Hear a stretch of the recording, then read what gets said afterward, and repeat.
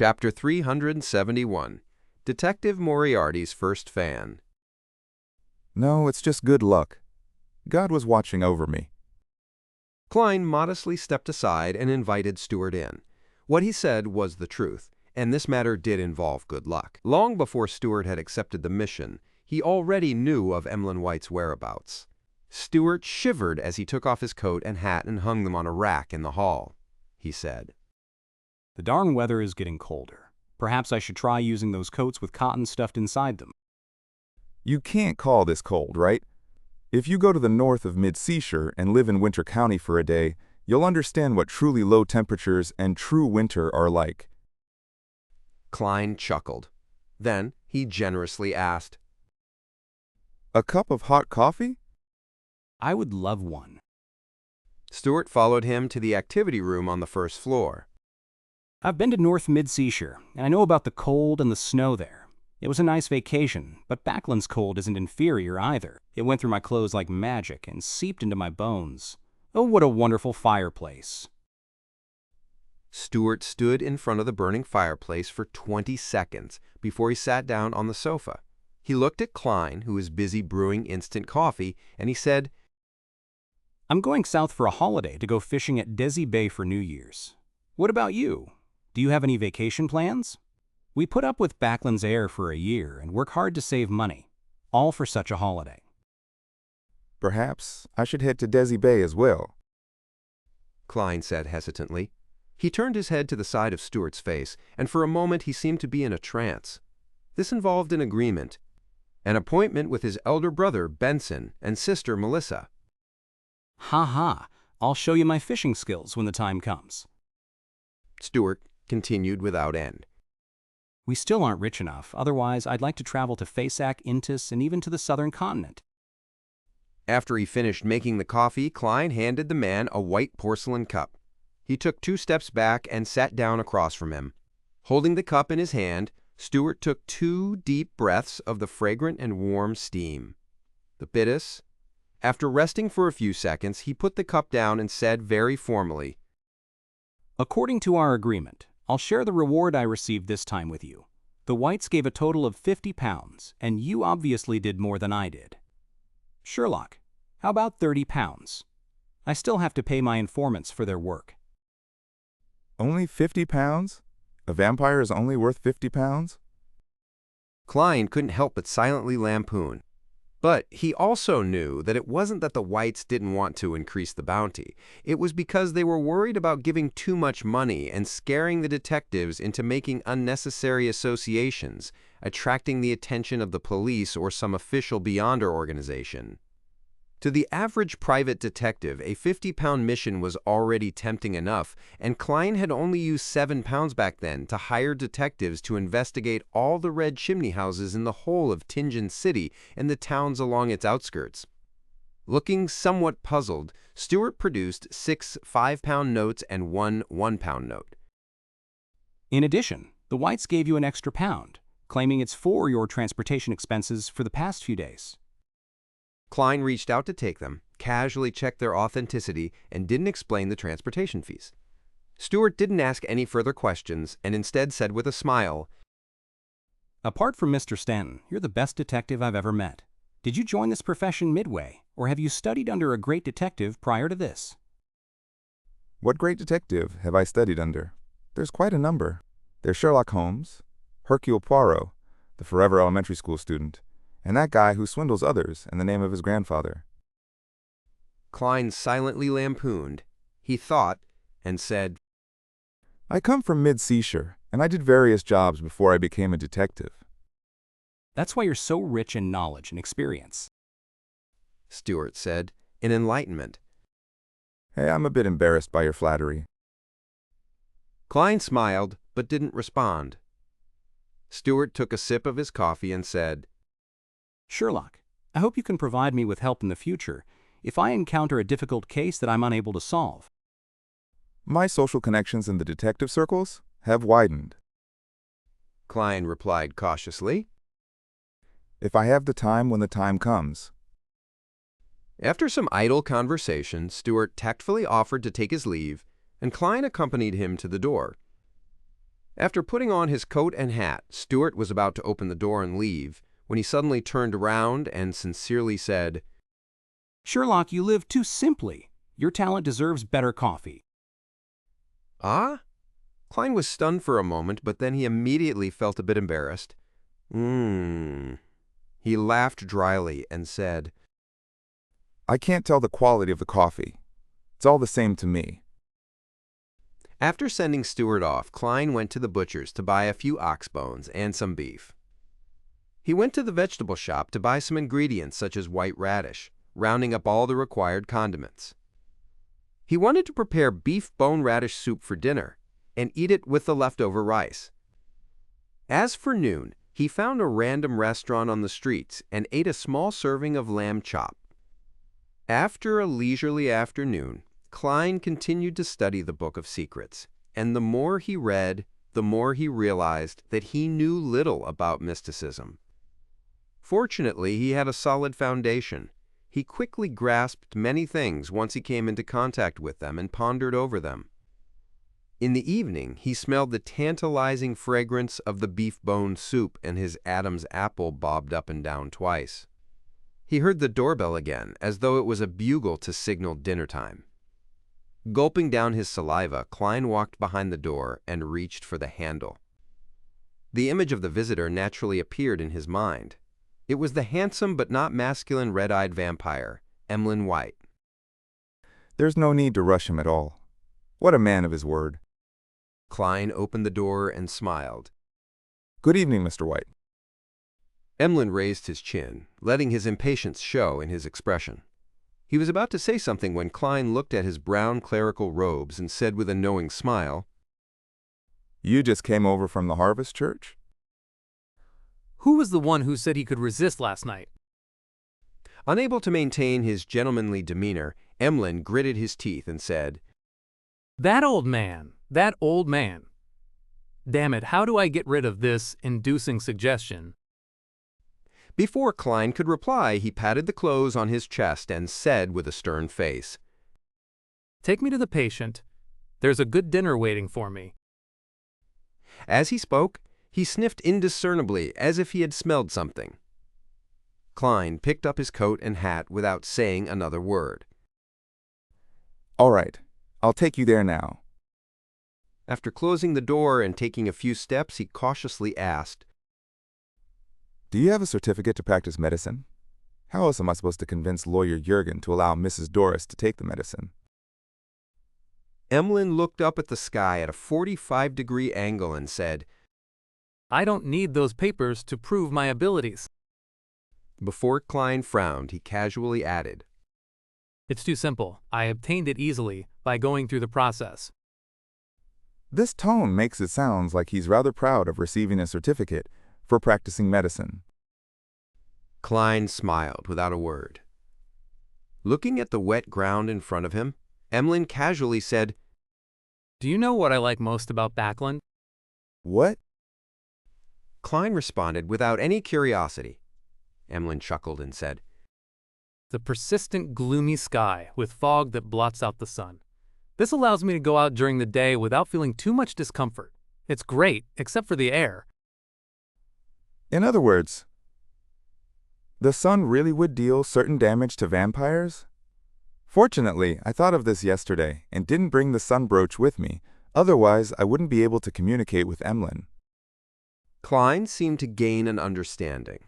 As they conversed, they had already arrived outside the Jurgens, and Klein went up to ring the doorbell.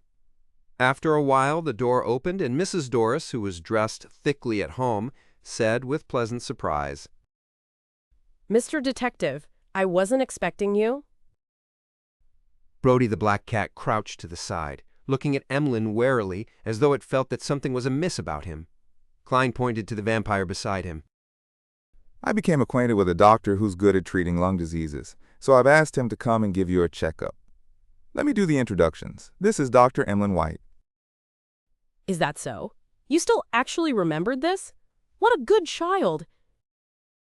Doris happily invited the two inside. Child. Klein's mouth twitched, but he didn't say anything in the end. On the way into the living room, Emlyn whispered, The patient's problems are irreversible. She's very old and rather weak. Even if I give her the medicine, she would only be able to live through this winter. She would pass away in 3 to 5 years. Unless she's given an immortal potion or the like, as spoken in the legends, that's all that can be done. Or should I turn her into a sanguine? But at her age, she can no longer endure the changes a beyonder characteristic can do to her body. Furthermore, my parents and I don't have any excess characteristics left. Irreversible. Klein was startled and silently sighed. Happy Hased, he said to Emlyn. Make her the medicine first. We'll leave that to after the winter. All right, I have a type of ready-made medicine with me that's suitable for this kind of situation. Emlyn didn't stand on ceremony as he sat down on the sofa. At that moment, Lawyer Jurgen was walking out of the kitchen as he took off his apron. He asked Klein about the purpose of his visit. Bora, Jurgen asked seriously. Dr. White, what do you think of my grandmother's lung disease? Emlyn was obviously very experienced in such situations. He first explained the ins and outs of lung disease, and after most of it flew past Jurgen's head, he said, What she needs most is warm and healthy air. That's my most sincere advice. In addition, I have special medicine that she can take for free. As he spoke, he took out his certificate and a small metal bottle. Jurgen asked cautiously. Will there be any side effects? No. The only problem is that it can't cure the root of the problem completely. It's just a temporary cure. If it weren't for Detective Moriarty, I wouldn't let anyone try it. Emlyn replied in a very professional manner. Mrs. Doris interrupted. Perhaps I can give it a try? Cough. Jurgen glanced at Klein, who, having performed a divination prior to this, nodded affirmatively. Jurgen finally made his decision. All right. He watched warily as Mrs. Doris drank the bottle of medicine and carefully observed her reaction. There wasn't much change to Mrs. Doris at first, but she gradually began to feel her breathing lighten. Whoa. She stood up and bent down to pick up the cat. She happily said, I feel much better. Seeing this scene, Jurgen's usually stoic face had his lips curl up slightly. However, Klein was thinking about the 3 to 5 years. He curled a smile and sighed to himself. This can also be considered a type of magic show, I guess, using beyonder powers to create fake outcomes to make the audience happy. Chapter 372, Missing Case.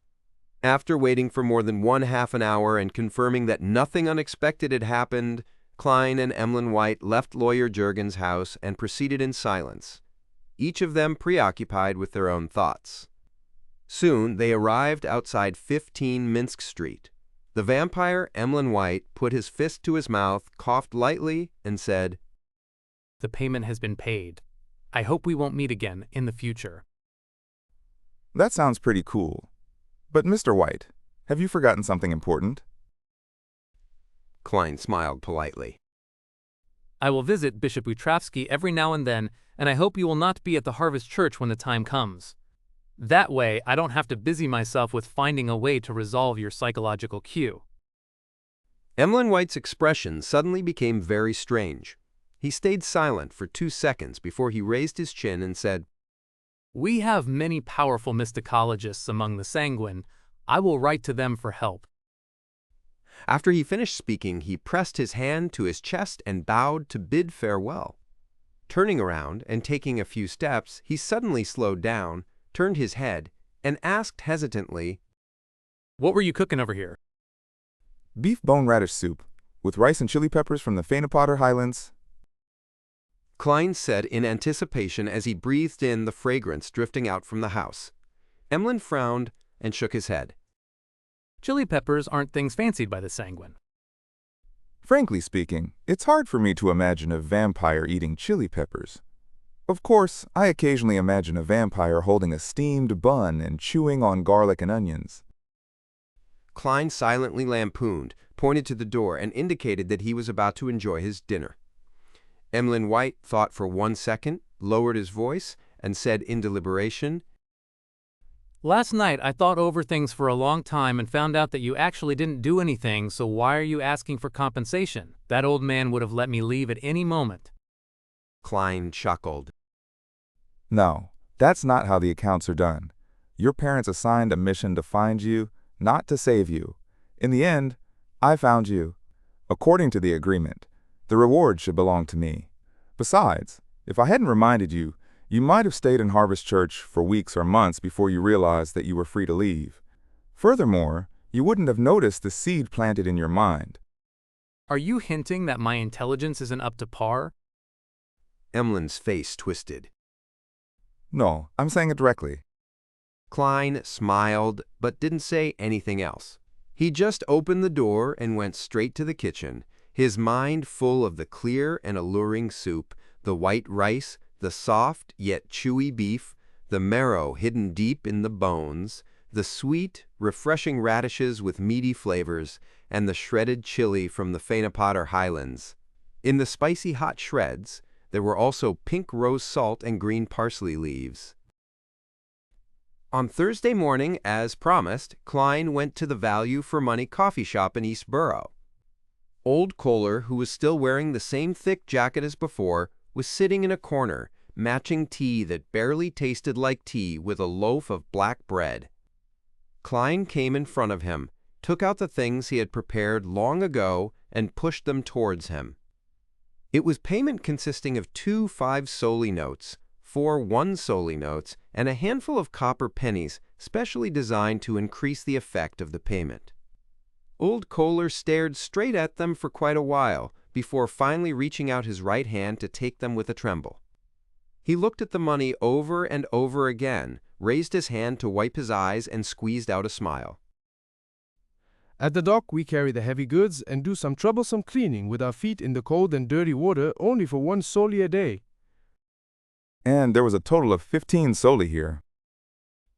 Klein listened in silence.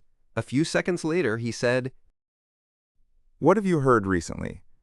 What did you notice? Old Kohler put away his payment, took another sip of his tea, pinched the corners of his eyes, and said, I've met a lot of dock workers, and I've reconnected with friends I used to know when I was a tramp. Some of them have found employment in factories, and some of them have been switching between the workhouse and the parks. Heh, just like how I was in the past. Recently, there has been a rumor from who knows where that since we believe in one of the 7 gods, why don't we directly pray to the creator of everything? It's said that he didn't truly pass away, and he remains in everyone's body and in all things. Praying to him will result in our redemption. Not only will we enter his kingdom after death, but we will also have a better life before death.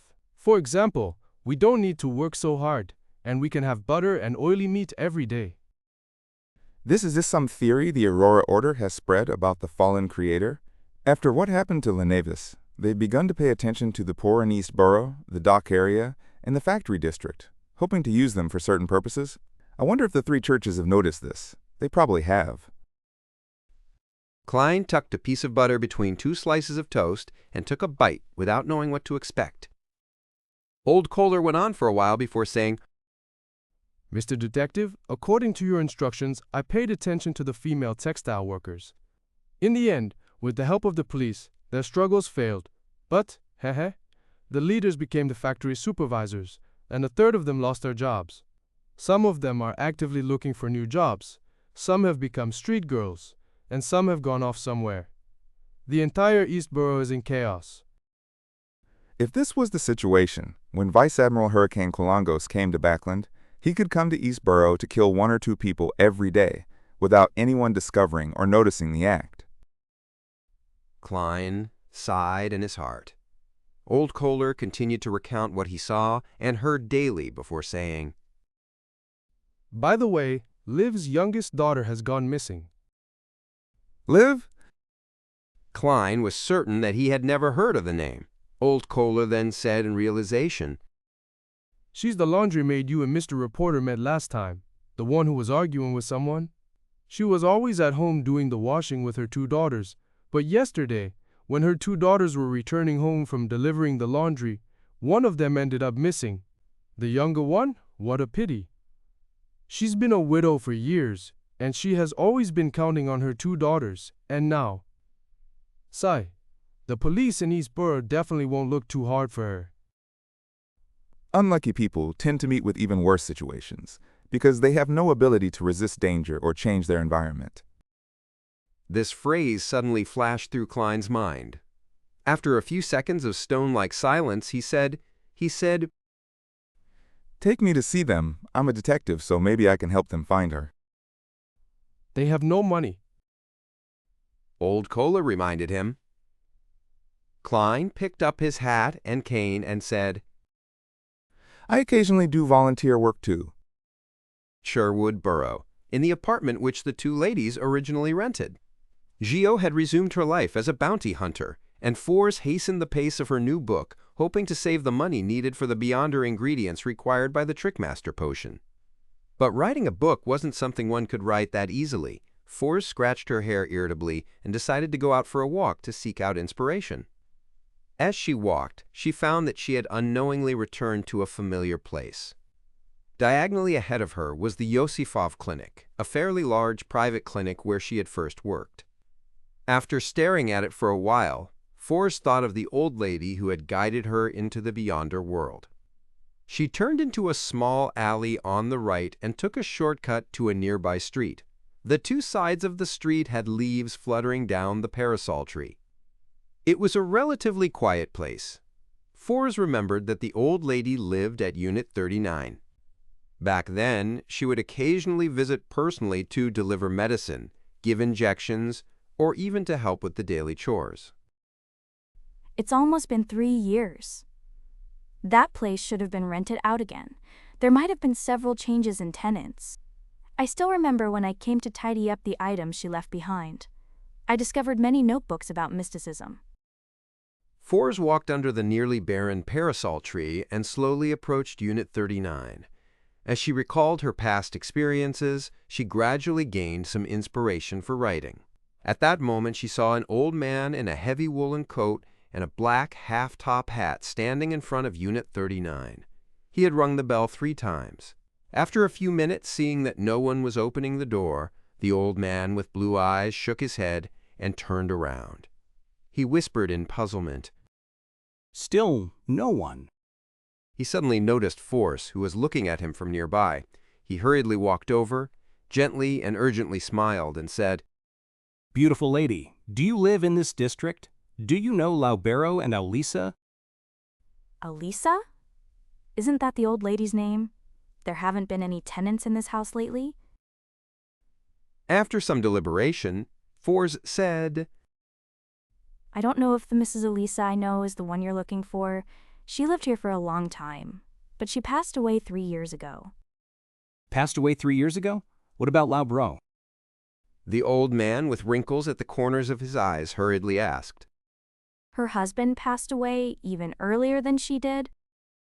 Fours answered honestly. The elder was momentarily stunned before revealing a sorrowful expression. Framana Chen, after a moment of silence, he said, Thank you, good lady.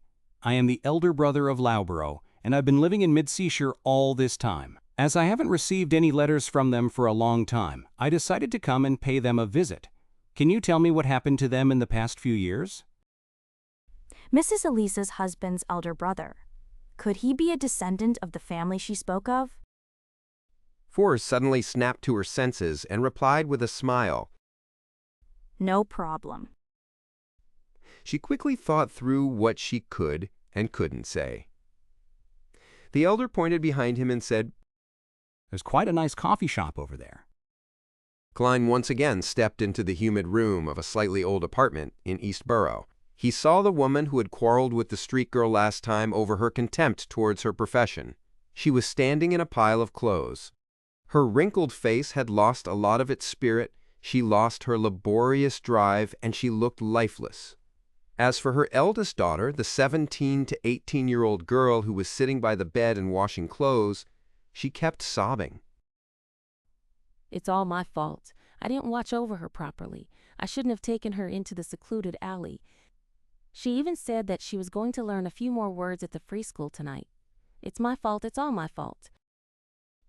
Liv suddenly regained her senses and turned to look at her eldest daughter. She wiped away her sad expression and berated her fiercely. What are you crying for? Get up and wash the clothes. Do you want to starve? Do you plan on not even being able to attend the free school? After screaming, she saw Klein and old Kohler at the door. Old Kohler, this is? She asked doubtfully. Chapter 373, Search. Old Kohler seemed to be slightly afraid of her ferocity as he subconsciously took a step back. Liv, this is a detective, and he wishes to help you find Daisy. Liv's wrinkled, peeling face turned to Klein and said coldly, We've already made a police report. Although she was perhaps in her 30s, she looked to be in her 50s. Klein looked around the room where many wet clothes hung. He vaguely remembered the last time he was here. There had been a 13 or 14-year-old girl carefully holding a crude, homemade iron to iron the clothes which had wrinkled from being hung to dry. Her hands had been covered with burns. She's the missing Daisy. Klein looked back at the laundry-maid Liv and said in a neutral tone, Do you believe that the Eastboro police will really be looking for Daisy? Are you sure the people who caused Daisy to go missing wouldn't cast their sights on your family? Do you wish to lose another daughter after losing one? When the cruel yet heart-wrenching words reached Liv's ears, the indifferent expression on her face slowly crumbled. She turned agape, but she couldn't say anything. The corners of her eyes gradually turned red. She abruptly lowered her head and muttered to herself in pain and despair, I don't have any money. The room suddenly became silent. Even the sobbing girl didn't make another sound. Klein pursed his lips and let out a silent sigh. I occasionally do volunteer work, simply to help others. I haven't done so in a long time, so please give me a chance. Volunteer work? Liv lifted her head and ruminated over the phrase. Klein nodded slightly and answered, The job will be done pro bono. No, it is not completely free either. Kindness will bring me great satisfaction. Since you have no other solutions, why not give it a try? Liv was silent for a moment. She raised her hand, which had wrinkled from being soaked in water for an extended period of time, wiped her eyes, and said in a low voice, Mr. Detective, you really are a kind and good gentleman. Her voice suddenly became choked with sobs. This was what happened. At midday before yesterday, at noon, Daisy delivered a load of washed laundry under Frasia's lead. It was just outside Eastboro, and they needed to cross several streets. In order to rush back for lunch, Frasiа had chosen a secluded alley, but a momentary distraction left her realizing that Daisy, who had been following her, was gone. She retraced her route but never found Daisy, and Daisy hasn't come back yet. Where did this happen, Frasia? The girl named Frasia had already stood up. Her eyes were red and puffy. She sobbed and said, Right here in Broken Axe Lane, Mr. Detective. Will Daisy be all right? Probably. Klein replied without much of an expression. He looked around and asked, Do you have anything that Daisy often carries? I can borrow a police dog. It has an excellent sense of smell and can be used to find a person based on the lingering scent. No. Liv thought for a moment and said with a sad expression. Frasia once again shed tears. She felt as if the situation had turned into one of despair once again. Suddenly, she blinked and said, Wait, there's something. Daisy's vocabulary book. Vocabulary book? Old Kohler asked. Liv sniffed and said, I make Frasia and Daisy attend the free school at night. I can keep washing clothes, but they can't always be doing the same. This lady is such a good mother. Klein couldn't help but sigh. The free classes offered at night were set up by the 3 major churches or some charity organizations. From 8 to 10 o'clock in the evening, the school would be free of charge and would even provide stationery and a certain amount of paper. It was an education that was need-blind, and it would at most involve some religious knowledge. Klein had heard old Neil mention that he had once been a teacher for the Church of Evernight for several years. Because there were very few people who volunteered to be teachers in the free school, a unique teaching method was established. Teachers would arrive early, gather the few students who had the best academic progress, imbue them with the content for that day's class, and then put them in charge of teaching the different classes. The teachers would supervise, correcting any mistakes. It was called a tutorial system. Corresponding to the free classes were the free organizations, such as the Technical Workers, Workshop, which were truly accessible to the poor, and one of the few outlets to escape from poverty. Unfortunately, there were too few similar organizations, and it was difficult for them to play a substantial role. At this moment, the sobbing Freja added, Daisy liked studying very much. She was made the tutor of her class by her teacher. She would put together the vocabulary words she had copied and hug them in her bed every day. She would wake up early and go out into the street to recite them under the light of dawn. She's always found it regretful that there are no street lamps around here. As she spoke, Freja rushed back to the bunk bed and took out a stack of crumpled paper from under the tattered pillow.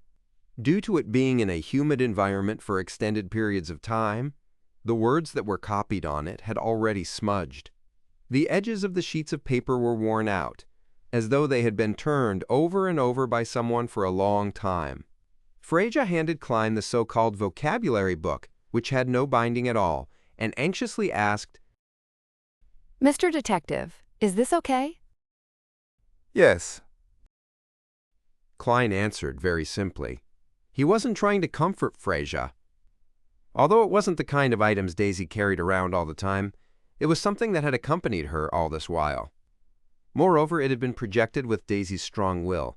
It was excellent for using it as dowsing to seek her out.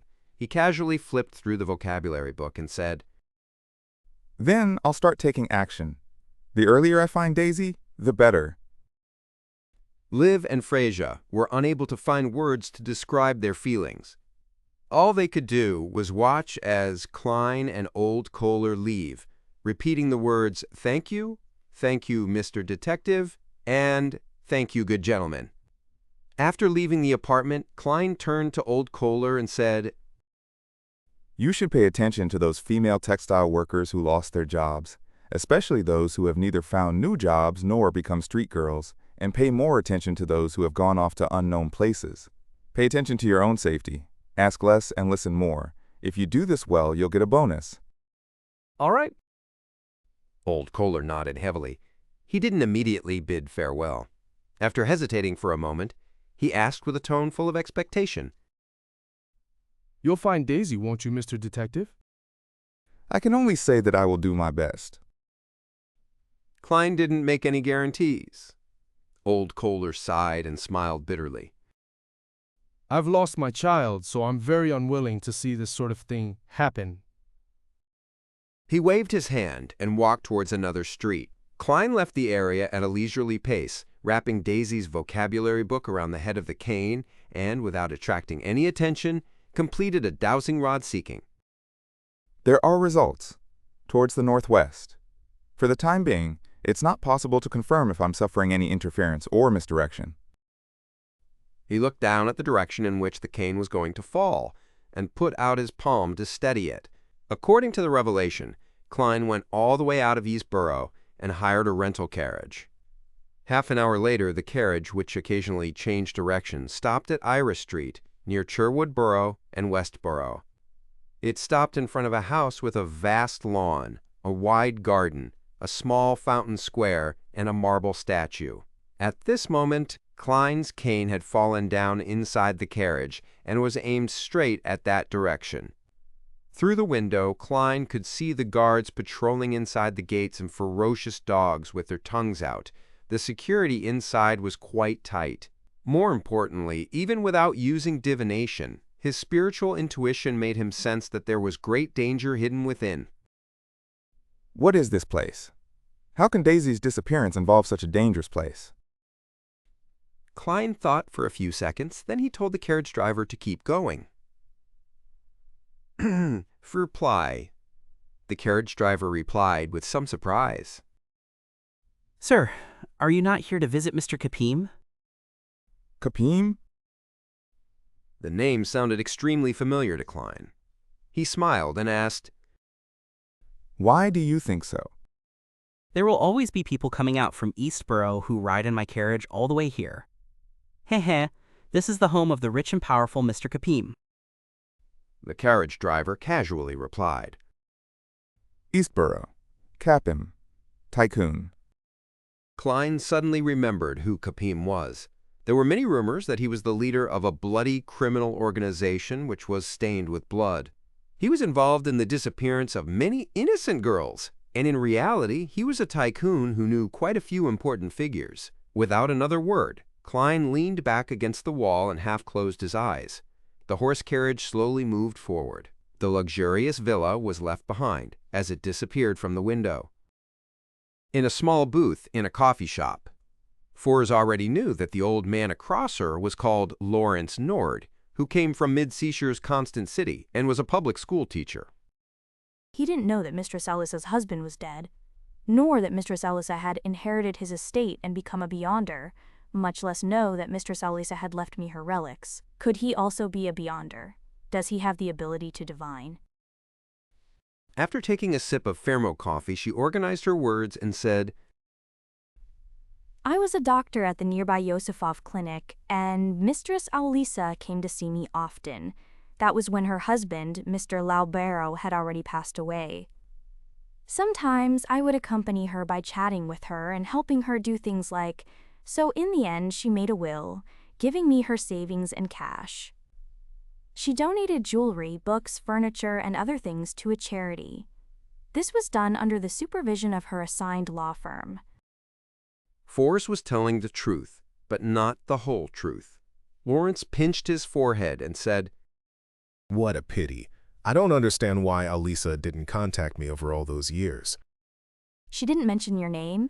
She was vaguely dissatisfied with Mr. Laubereau's family. Fors replied frankly. Lawrence fell silent for a moment before saying, Thank you for informing me. It has made me understand certain things. By the way, where are Laubero and Alisa buried? Grimm Cemetery. Fors took out a pocket watch and gave it a look before saying, Mr. Lawrence, I still have things to tend to. I should be leaving. Lawrence didn't stop her. He got up and saw her off. After sitting down again, he rubbed his temples in distress and silently muttered to himself, Laubero is dead, and he didn't leave any children behind, and I don't know what Alisa did to his beyonder characteristic. Richard died at the hands of the Aurora Order. Sam doesn't even wish to contact us at all, having no interest in shouldering the responsibility of the family name. Will the Abraham family slowly disappear like this? Chapter 374, Artificial Sleepwalking. Lawrence sat in the coffee shop booth, unable to stop himself from thinking about the hardships of the Abraham family over the years. Ever since they had split up into smaller families and settled in other places, the Elder Council's control over the family members hit rock bottom. A great number of Abrahams refused to advance in order to avoid the effects of the curse, hence many of them remained at sequence 8 or 9. Some didn't even attempt to become beyonders, wishing to be ordinary people with a certain amount of knowledge so as to live a calm and peaceful life. The Elder Council believed that this was an act of forgetting the family's honor, but it couldn't be harsh on such actions, since it was tantamount to self-destruction. In such a situation, the upper echelons of the Abraham family began to think of introducing changes.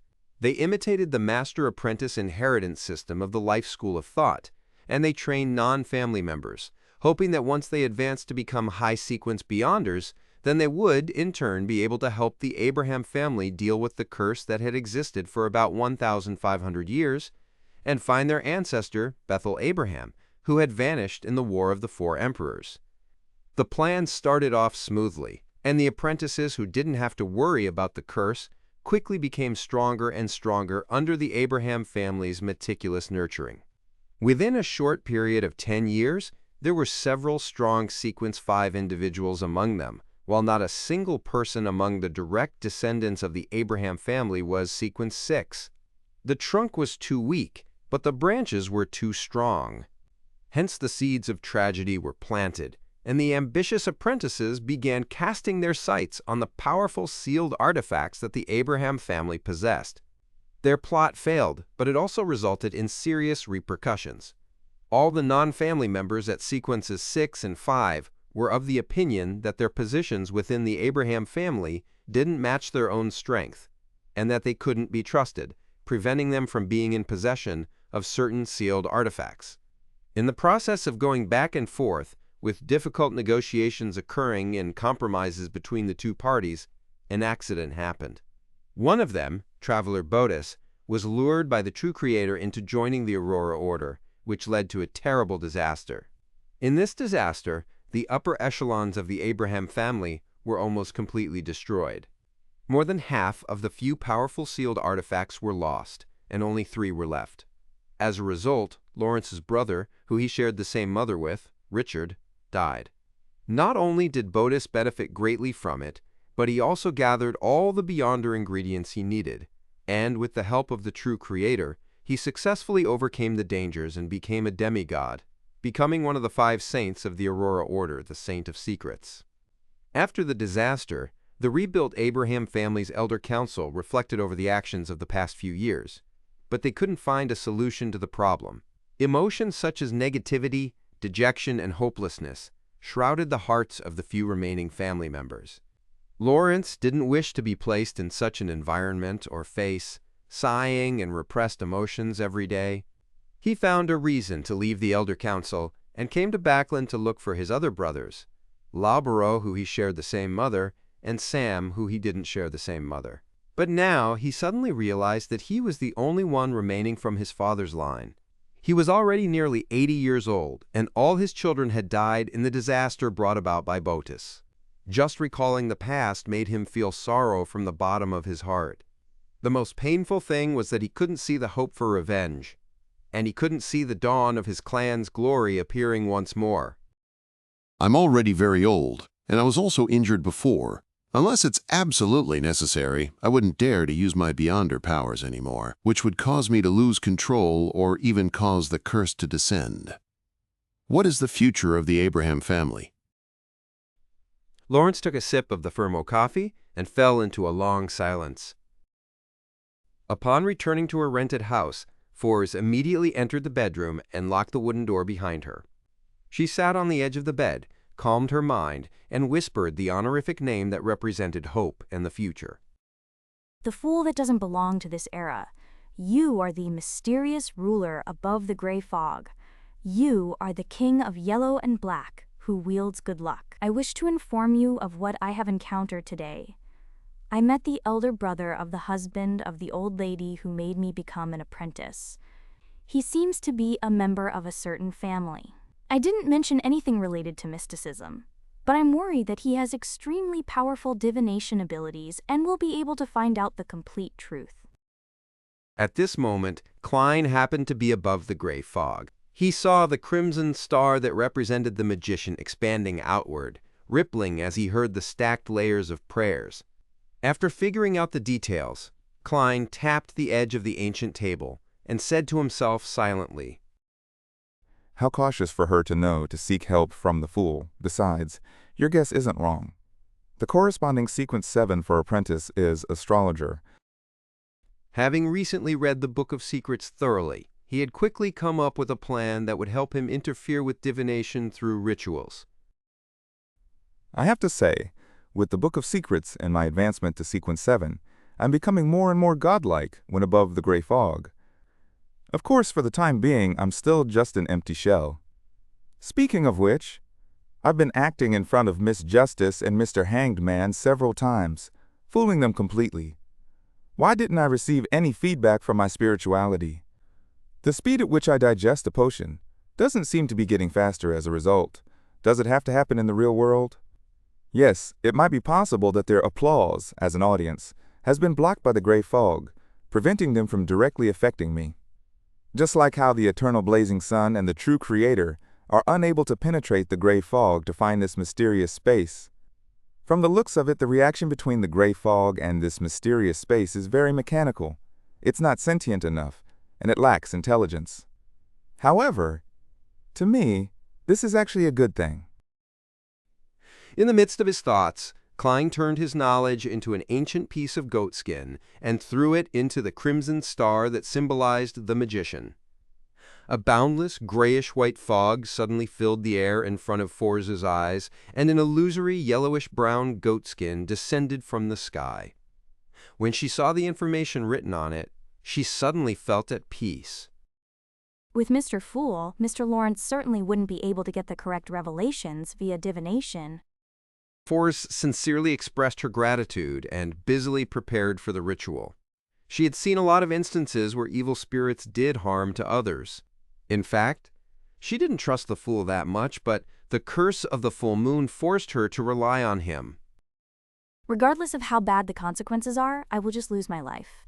Without the help of Mr. Fool, I would have already lost control during the last blood moon and become a monster. Every day I live is a day gained. This is all given to me by Mr. Fool, and he can take it back at any time. Well, it's best if he doesn't. Forrest took a breath and lit the 2 candles that symbolized the Fool. The initial steps of the ritual were no different from those she had mastered before. This continued until the candles were lit and the essential oils, extract, and herbal powder were thrown into the fire. When the fragrance of a serene etherealness filled the room, a faint, illusory fog covered the entire altar. According to the contents of the goatskin, Forrest quickly adjusted her body and mind, entered cogitation, and chanted the corresponding name of the Fool over and over again. Such monotonous, repetitive behavior allowed the originally calm and relaxed Forrest to slowly enter a state where the mind was in deep sleep while her spirituality dispersed. Her entire being felt groggy, but she maintained a strange sense of lucidness. She felt as if her spirit was floating about, constantly moving upwards. This was similar to the secret deed process that was formed with the help of an external object, but it was different in many ways. This was a technique in mediumship and was used to communicate with higher-level spirits. At an extremum, it could even allow a beyonder to travel the spirit world under the pretext of maintaining a special lucidness. Some beyonders who specialized in influencing the mind called it artificial sleepwalking. They could use techniques such as hypnosis to make ordinary people enter this state as well. In that way, an ordinary person would appear to be in a deep slumber, yet they would be able to answer questions. Although their eyes and mouths were closed, they could detect the presence of various spirit bodies around them, thus completing a certain degree of communication. The reason why Klein didn't let Forrest use the secret deed ritual was that it could only give knowledge or direct effects, such as purification or corruption, letting the target's mind gain a wonderful experience. It couldn't interfere with the divination or other matters done by another person. Simply put, the secret deed ritual directly affected the target's soul body, astral projection, body of heart and mind, and ether body. The related positive or negative states were removed, and with the artificial sleepwalking ritual, it allowed Klein to do something indirect so as to deal with any outside interference. In a daze, Forrest felt herself drifting back to the majestic old palace above the gray fog, and she saw Mr. Fool sitting high above, looking down at everything. Klein looked at the image of the magician, projected by the dark red starlight. He unhurriedly picked up a paper figurine that he had found earlier from his trash pile in the corner. As a seer who had advanced 2 times, he had many ways to interfere with the divination of others, so he didn't need to rely on mystical items to help him. At this moment, due to the effects of the ritual, the mysterious space above the gray fog started to tremble slightly, and some of the power was flowing due to the perturbation. Klein's left hand pressed the Black Emperor card on the surface of the long bronze table, connecting it with his own spirit body and uplifting himself to a higher level.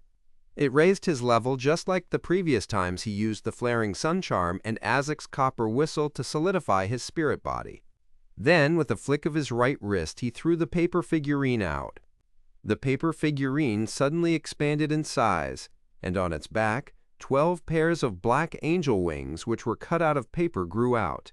The feathers were vivid and lifelike. The paper angel pierced through the dark red light and overlapped with the illusory figure of the magician. Without any warning, it started to burn and completely disappeared. The half-awake Forrest seemed to see a dignified and majestic angel as it wrapped layer upon layers of pitch-black wings around her. After an unknown period of time, Fours suddenly awoke from her artificial sleepwalking state.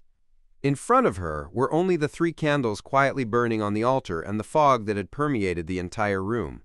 At the tip of her nose was the familiar fragrance of serene etherealness. Angel. Fours was so lost in thought that she momentarily forgot to end the ritual. Chapter 375, An Evil God's Impressive Act. 1, 2, 3, 4, 5. I think there were 12 pairs of wings. According to the canon descriptions of the various churches, that's an angel of the highest rank. Fours tried to recall what she had seen in her reverie. She was both shocked and not that shocked, as if what she had encountered was a shocking event that she had previously taken for granted but had simply never encountered before. It isn't surprising that Mr. Fool has the services of an angel. From the fact that Miss Justice and Mr. Hanged Man occasionally use the word him to refer to him, one can imagine so. The fact that he's able to isolate the effects of the moon's ravings allows me to infer. However, my request was only to interfere with Mr. Lawrence's divination, yet he actually made an angel protect me. Isn't this too extravagant? Or is this a routine act for him? One more problem. Why are the feathers on the angel's wings black? Does this signify degeneracy or death? What is the true identity of Mr. Fool? Which great being is he? Death, who was rumored to have died in the Pale Era? He wishes to be reborn through the tarot gatherings? Four suddenly took a deep breath, completely unconcerned that the gentleman named Lawrence would find anything wrong with her through his divination. On the realization that she had already joined the tarot club, she smiled wryly and whispered silently, I can only do as Emperor Roselle said, take things one step at a time. After gathering her thoughts, Fours humbly thanked Mr. Fool once more.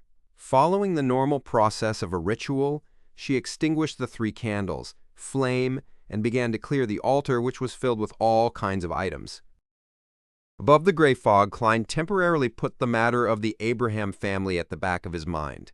According to his original plan, he conjured a pen and paper and wrote the following divination statement: Daisy's current situation.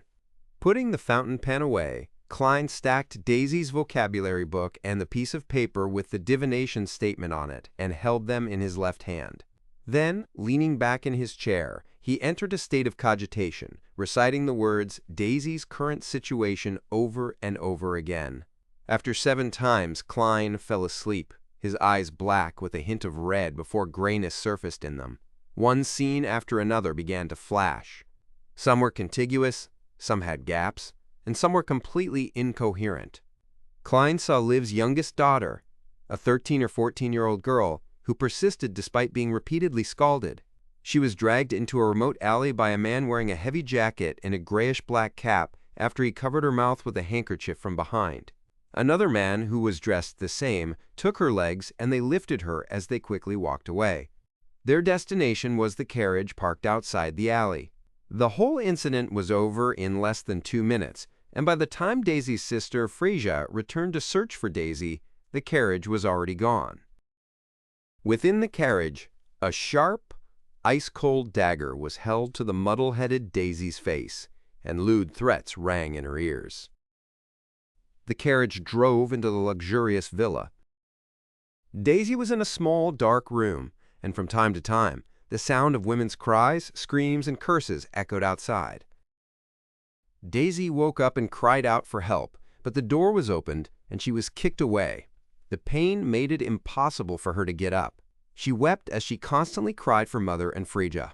Klein opened his eyes and realized that the paper he held in his left hand had already been crumpled by his tight grip. He had established that Kapim was the mastermind behind the many disappearances of young ladies and that he was the boss of a criminal organization. The problem, however, was that the case shouldn't and couldn't involve powerful Beyonder forces. At most, there would be a few money-hungry Beyonders at sequence 7, 8, or 9 that were helping out. It wouldn't have made Klein's spiritual intuition give him warnings of intense danger the moment he approached the villa. Is Kapim himself a sequence 6 or even sequence 5 Beyonder? However, it's not difficult for a Beyonder of this level to earn money. There's no need to do such dirty and complicated matters. He just has to find all the gangs and collect protection fees via a protection racket. It would be easy, and it wouldn't dirty his hands. Could there be some hidden plot behind Kapim's human trafficking? As he pondered, Klein used the power of the gray fog to restore Daisy's vocabulary book to its original state. After a few seconds of silence, he took out another piece of goatskin and wrote a new divination statement. Saving Daisy is a dangerous matter. After reading it carefully twice, Klein removed the spirit pendulum from his left wrist, letting the topaz pendant fall and hang above the surface of the paper, almost to the point of touching the statement. After taking a few seconds to compose himself, he closed his eyes and began to recite the divination statement he had just written. When he finished reciting it, Klein opened his eyes and looked at the pendulum in his left hand. The topaz pendant was rotating clockwise at a fairly fast frequency and with a rather high amplitude. This meant that saving Daisy was a rather dangerous act. However, it isn't one of total despair. There's still a possibility, a significant chance of success, as long as I can seize it.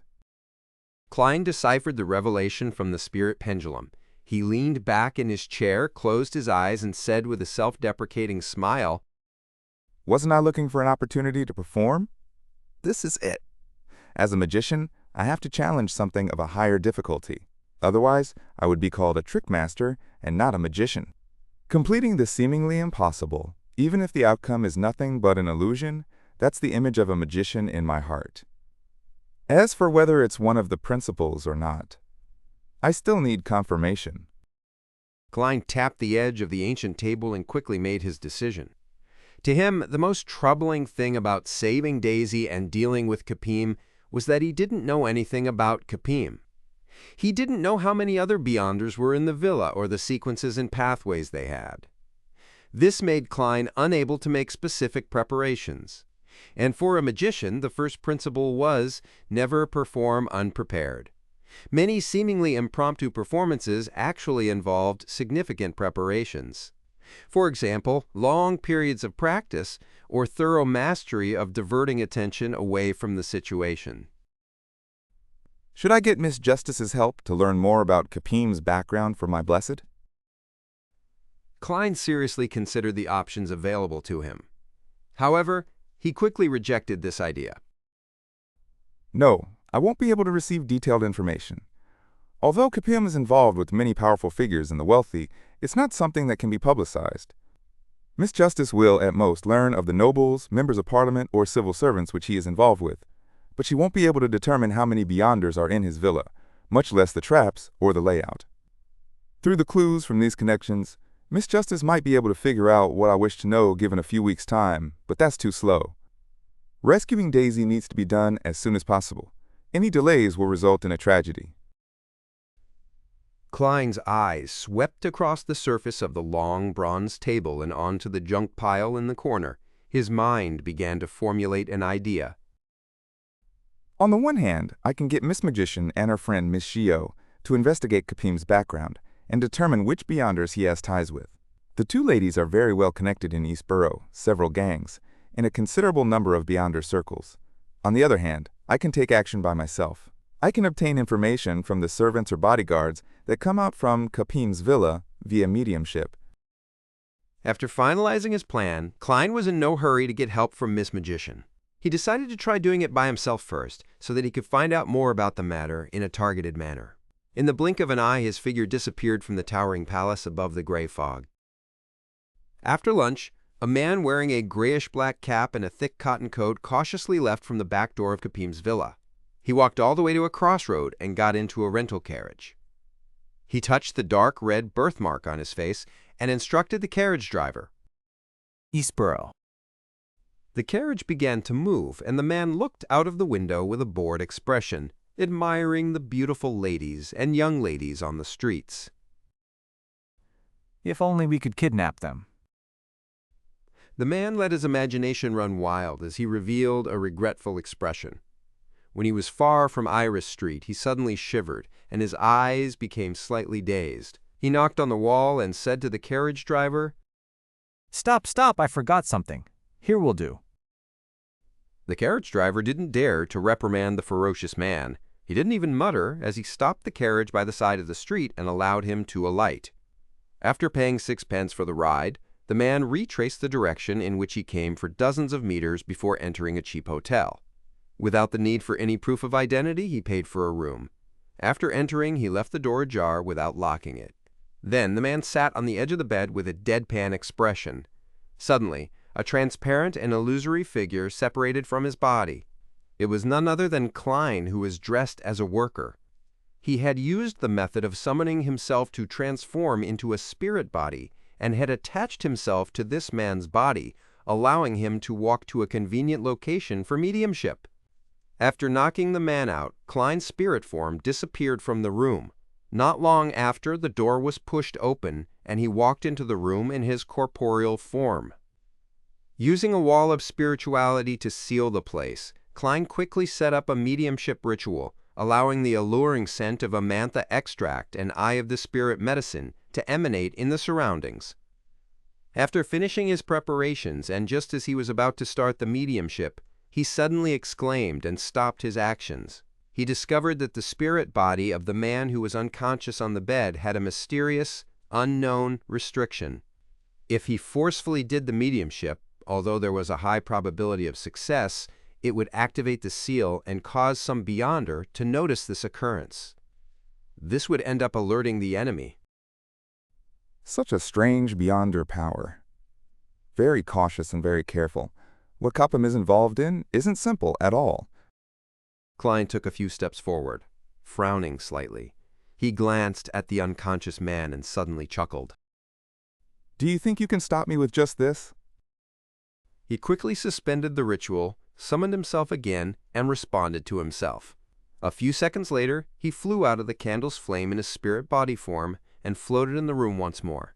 Without any hesitation, Klein, in his spirit body form, suddenly approached and possessed the unconscious man. The man suddenly sat up and opened his eyes. His expression appeared lifeless. He straightened his body, walked to the front of the altar step by step, and then chanted in a low voice, The fool, that doesn't belong to this era. You are the mysterious ruler above the gray fog. You are the king of yellow and black, who wields good luck.